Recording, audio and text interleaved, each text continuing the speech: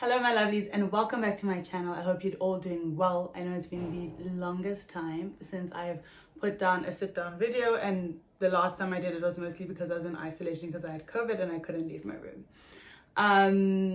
So yeah, we are getting into it. We are getting into all of it today.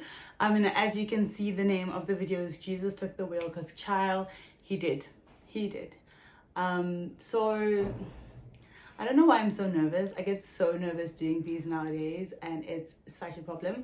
But anyway, we're just gonna jump into it and hopefully talk some shit out, you know, as a fam jamily and as a community. And then after we've spoken it out, maybe like I'll just be able to get back into my shit, you know, quite nicely and quite peacefully.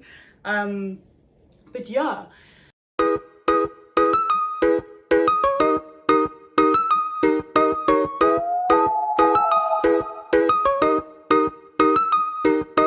Basically, as we all know, I stopped filming, and I stopped filming for a while. And it's not that I don't create content anymore. I do, especially like for my Instagram. Like everywhere I go, I have a reel. But like, I just stopped YouTube.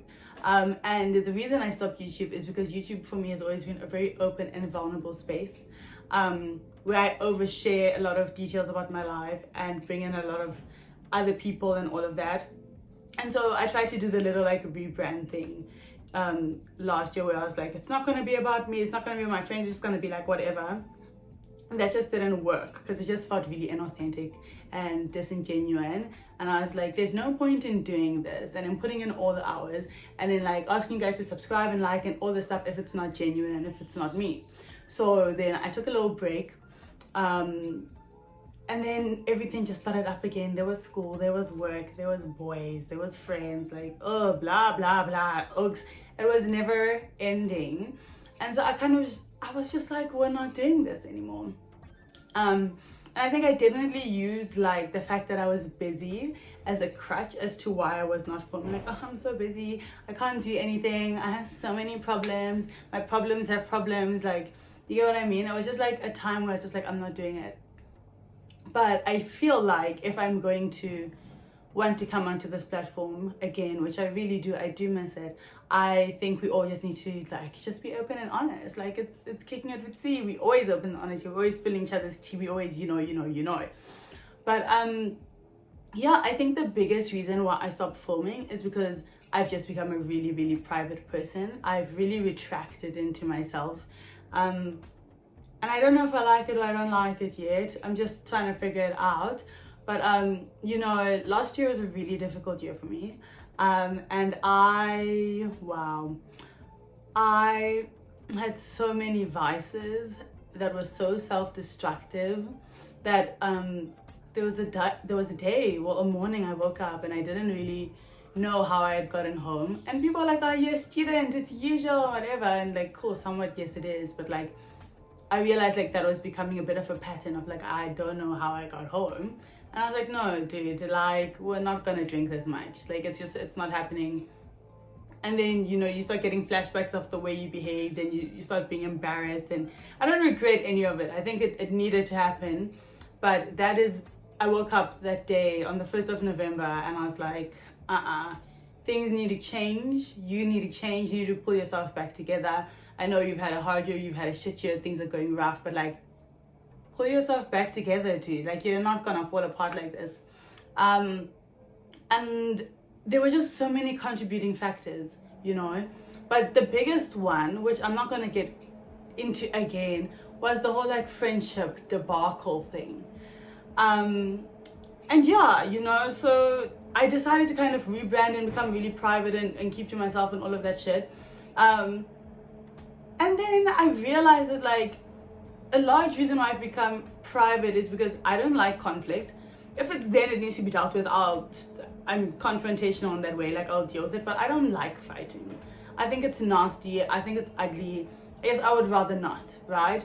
And the video that I did last year on friendships got so much backlash, but like it wasn't direct backlash. It wasn't like someone would come to me and be like, hey dude, that video was a bit I was just hearing snippets of things, and I would go places with people I thought were my friends and they would act weird or they wouldn't greet. And And I remember like I went to this one event that I had been wanting to go to for years, guys. Like when I say for years, like since I was 16. And I finally had every single resource to be able to go to this event and enjoy it and rock it. And it was one of the worst days of my holiday because people were mumbling, people were not greeting, people were just everywhere. That in the end, I literally just like lost my shit. Like my friends who were there with me at that moment in time knew. They were looking at me like, my one friend was like, dude, I've never seen you like this. Like, this is a bit scary, because I just couldn't process what was going on. And I'm very much like, if you have a problem with me, come tell me. So when people are busy doing fucking snaky shit and whispering and all that shit, but then we're gonna go to the club, gee, what's up, let's take shots, you're going to annoy me. Firstly, I'm not your bitch, I'm not your friend, okay? You've proven that I'm not your friend, okay? So don't do that to me, okay?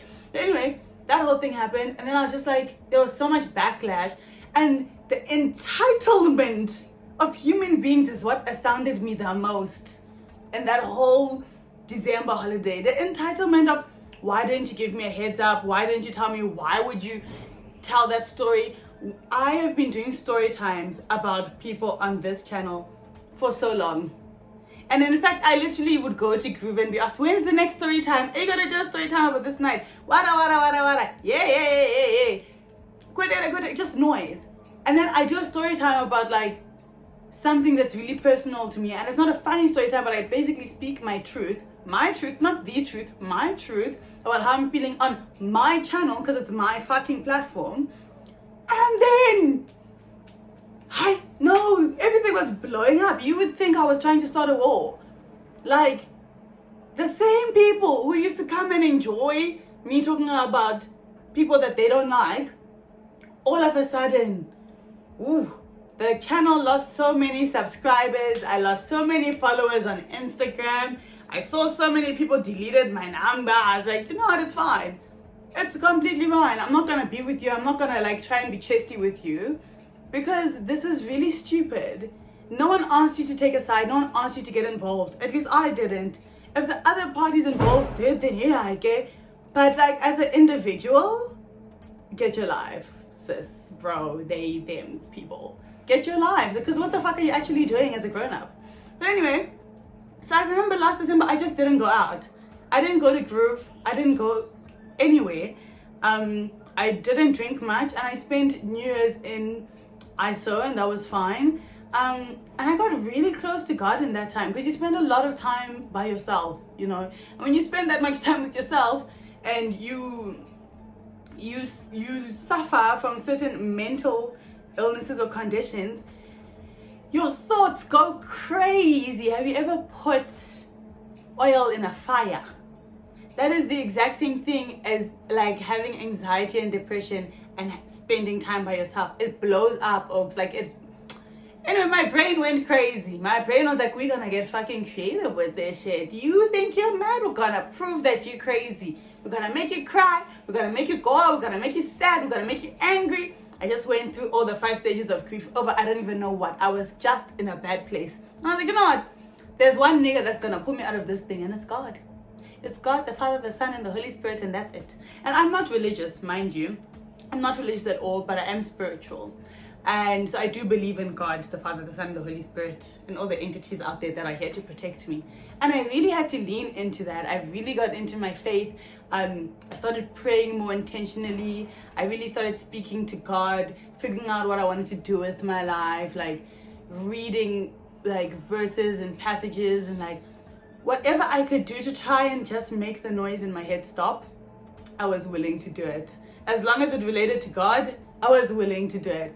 And yeah, I really got close in my faith, and in that time I just felt in my soul that I just needed to stop sharing so much of myself with people, and that included YouTube, because I do think I come on here and I share a lot of myself. And you know, I've spoken to my mom about it, and I've said like, dude, you know, if you go on the channel, there's some things you're not gonna want to hear about your child, but I share that of myself because that's the environment that I created in this space. My family knows, my friends know. And it was just hectic for me now, because I was like, I can't share of myself. I don't have anything in my cup to give. And even if a small drop like falls in, I'm so like hungry for it that I don't want to share it. And so I became extremely reclusive. I think that's a word, reclusive. And I really, came into myself and spent a lot of time with myself and with my family. And I think this is the first holiday in a long time where like I was just happy to be with my family. Like I just realized I have a fucking cool family. They're crazy and they get on my nerves, don't get me wrong, but like, I'm grateful. I really spent time with my family and with my mom and with my siblings. And I was just like, no, Oaks, you know what? I really don't need the popularity. I don't need the friends. I don't need any of that. I have very simple goals in life. And God knows my goals and I know my goals. And I just pray that my goals align with God's goals for my life, And I just pray that I'm heading down the path that He wants me to head down. Because I know if I'm going down a wrong path, He's going to bring me back. And He's going to bring me back through trauma so that I learn my lesson. It's not punishment. It's just I'm going to go through storms to learn my lesson, to learn how to swim, to learn how to not drown. And then I'm going to come back to the path. So I just pray I'm on the path because I feel like I've been through enough. I'm tired. But that is just really what happened. And I really just started enjoying then being by myself and being around people who I felt like really saw me and really heard me. And I have a really hard time putting up boundaries. So being by myself was really beneficial because I didn't have to worry about, is this person going to respect me? Are they not? Are they going to see me? Are they not? Like, I was just able to be me, to do me, and to live life beautifully, And so, I think I went through a lot of things, a lot of trials and tribulations, academically, especially. I lost a lot of friends. Like, I continued to lose more friends. And when I think back on it now, like, in my mind, this is how I see it. If you have extraordinary goals, you have goals that don't just meet what society tells us and all that stuff, not everyone is going to be able to have a seat at the table because not everyone is there with pure intentions. And unfortunately, as humans, we're not really able always to decipher who's there for the right reasons or not. And so you lose people. And God makes space, for the people that are supposed to be there. If a table has 10 seats, Oaks, and the 9 other people at the table are the wrong people, God is going to have to make space for the right people. You can't add more seats. The seats that are there are 10, Doug, So if you got to lose 9 people to get the right 9, that's kind of what's going to go anymore, And I really feel like that's what God, He really took the wheel. He cleansed out people that I had been in relation with for years. Like I was convinced, Oaks, when I have kids, Doug, gone. Like, gone. It was so scary. And I don't know if it's because I went through what I went through with the initial loss of friends that I just felt so much better equipped for it. I wasn't really sad or stressed or any of that. I was just like, you gotta go? Bye, sweetheart. Oh, you leaving? Have a safe journey. It's like, it's a genre. Not everybody fits in the bad big genre. Not everybody fits on the roster. So I really just like, I'm really okay with losing people and I'm really okay with being by myself. Like it's lonely and it gets sad sometimes, but like I'm okay with it. I'm okay now with just, sometimes you just gotta cry and keep it pushing. And I realized that a lot of the people that I used to hang around embodied who I was as a person. And so that's why I feel like now a lot of people find me like not unreachable, like hard to connect with, because I feel like I was the same type of person for so long, and then it seems like I kind of switched overnight, but I didn't. And now I just look at certain people, I'm like, I can't relate to you. I don't want to relate to you. I don't even want a seat at your table, dog. That's the food there, the feast there. It's not one that I'm hungry for, And that's a very interesting thing to go through, because people will gaslight you and they'll tell you you're crazy and that you're making things up and who do you think you are that we would? But the proof is in the pudding, my darling. And the pudding is on your table, and like we can all see it. If you're blind to it, what a shame, but the rest of us can all see it. It's then just a choice of like, do we wish to participate or do we not? And I very, very simply do not. I sound so snobby, but that's not like what I mean. I'm just like, some people are just not for where you're going and some people are, and you really gotta choose and you gotta be selective with your shit, because like you're a gem as a human being, you're a gem and you're a lovely soul. And like, you can't give everyone pieces of that. Like, not everyone can be in the diamond mine. You're gonna run dry, you know, and then what's gonna happen? You're gonna be sad and depressed by yourself while other people have moved on and are flourishing, and they don't feel any loss because they were using you. And you didn't realize they were using you because they used to buy you lunch and they used to come and sleep at your house and wada, but they were using you. They didn't want money from you. I mean, some people do.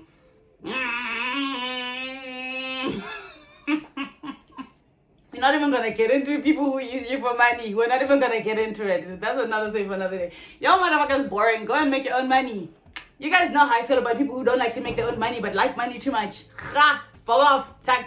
Anyways, my point is, some people don't use you for your money. Some people use you for your spiritual wealth, for your nurture, for your love, for your connections, you know?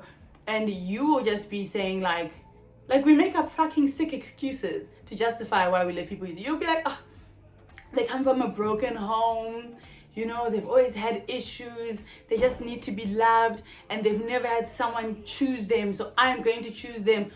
Who woke up and deemed you the chooser? Hey, bro, do you not come from a broken home? Do you not have issues? Have you not been rejected by people and ignored by people and trampled over by people? But you feel it's your job to choose someone. Hey, bro. No, dog, I'm sorry. I always used to say, I feel like my purpose in life was to make life easier for other people, you know, and I used to justify a lot of bullshit that I put myself through because I was like, if it makes their life easier and they learn to be a better person, I've done my role. Fuck off! Never again, dog. Never again. Are you sick? Are you mentally ill? As beautiful as I am spiritually, physically, emotionally, I must just let myself be taken for a puss every single day so that you can become a better person. Go and choke. Go and choke, Lala. It's not for me. It's not my portion. God did not dish with that spoon at my table. I'm sorry. We need to learn that life is give and take. You know, you're a useless person if you can't give, but you're also a useless person if you can't take. And there's nothing wrong with having transactional relationships. Relationships are transactional at the end of the day, but do those transactions balance? That is what we need to focus on, not the fact that it's transactional, because they are. You give and you take, but are you taking as much as you give, or are you doing an overflow somewhere and now you left in debt somewhere else? You know, we really need to think about all these things. And surprisingly, Christian TikTok is what got me there.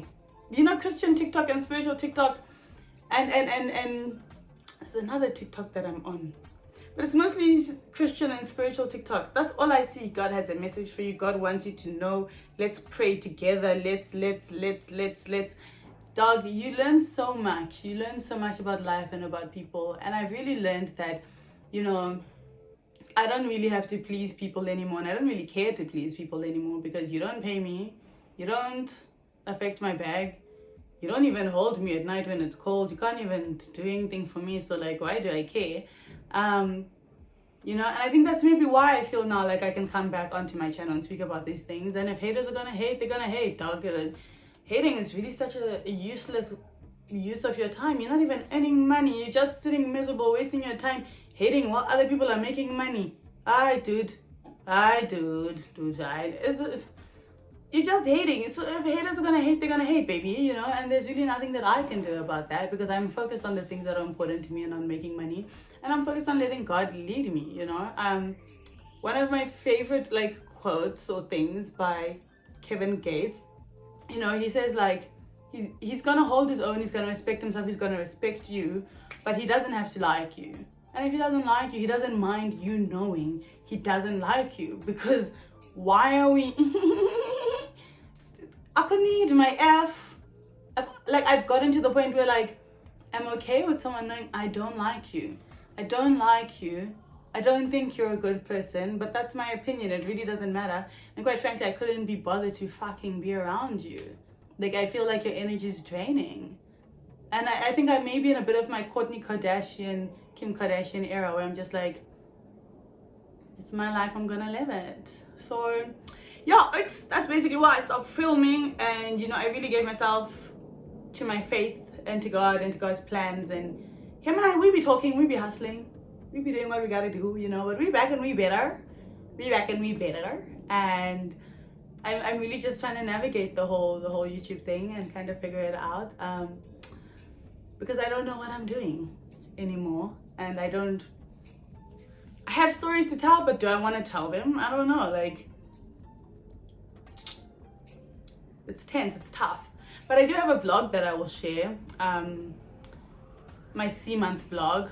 To explain, C-month is basically my birthday month, but I take it really seriously. Well, this year is the first year I took it really seriously, and I really used it to ground myself and focus on my goals and figure out what my goals are and who I was as a person, and to do things every day that get me closer to being like the divine version of myself that I want to be. So C-month vlog is out soon, and the people have spoken, so it's coming, it'll go out soon.